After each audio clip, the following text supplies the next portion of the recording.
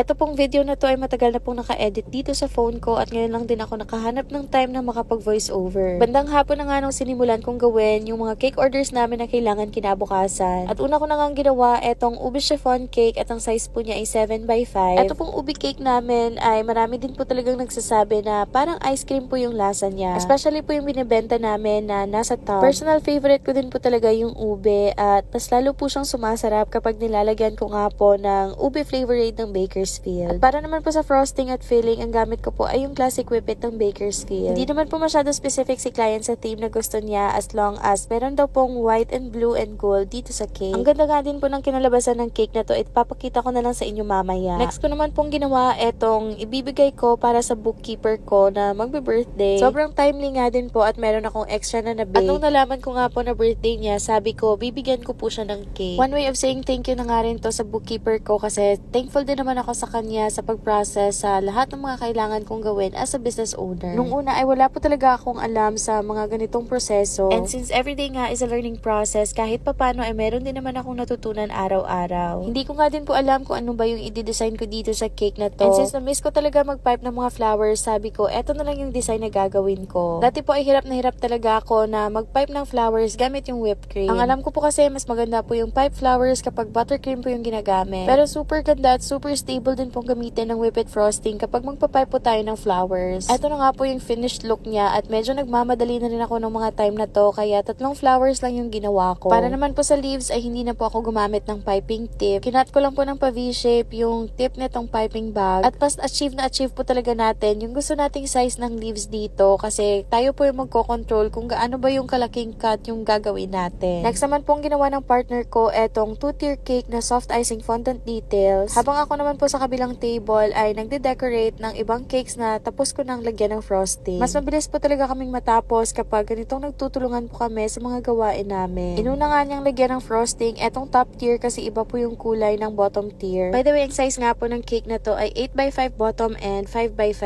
top. At dito nga po sa bottom tier ay pink po yung kulay ng cake at sa taas naman ay sky blue. So parang pastel colors po yung peg ng frosting ng cake na to pero mamaya igagamit po kami ng bright pink na pang drip. Umalpak pa nga po kami sa unang drip na ginawa namin kasi hindi po siya nalagyan ng milk. At medyo na-stress nga lang kami ng konti kasi kailangan pa naming umulit kasi mukha talaga siyang nag-fail. So ito nga po yung sinasabi ko sa inyo na naglagay kami ng drip at hindi po siya nalagyan ng milk. And since air condition nga itong shop namin ay mas mabilis po siyang mag-set kasi pure white chocolate po siya na microwave lang namin. Kaya sabi namin ay tatanggalin na lang namin yung nag-fail na drip at uulitin na lang namin. At eto na nga po yung inulit naming drip. Hindi ko na nga rin po na-film kung paano namin ginawa etong donut na topper. Pero kung matagal na po kayo nanonood sa amin ay alam niyo naman po na yung partner ko po talaga yung gumagawa ng mga fondant details sa mga cake orders namin. Mas mabilis po kasi siyang gumawa ng fondant toppers at iba din po talaga yung skill niya sa fondant. Kailangan din po kasi na mahaba yung pasensya natin sa paggawa ng mga fondant details kasi alam naman po natin kung gaano po siya ka-time consuming. Ito na nga po yung finished look ng mga cake orders na ginawa namin nung araw na to. Marami nga po kaming orders nung araw na to pero konting-konti lang po talaga yung mga na-film namin. Ito nga po yung unang cake na blue and gold na ginawa ko. Super simple lang po niya pero napaka-elegant. Tapos ko ang kunan ng picture at ng video, eto mga cake orders namin ay agad ko naman pong ginawa eto mga pa-order namin na puto cheese. Nung araw na to ay siguro 200 pieces po ng puto cheese yung order namin at aside nga po doon ay meron pa kaming kutsinta na gagawin at 200 pieces din po yun. Habang sinesteam ko nga yung puto at kutsinta, eto at nagbe-bake naman ako ng macarons at nung lumamig na nga ay nilagay ko na po siya dito sa styro at tinakpan ng cling wrap. Yung laman nga po ng styro namin ay 50 pieces po kada order. Meron nga po kaming promo na cake at meron na po siyang kasama nitong mga kakanins. Kaya kung malapit lang po kayo dito sa amin at kung gusto niyo pong magpabook ng slot ay i-PM nyo lang po etong page namin.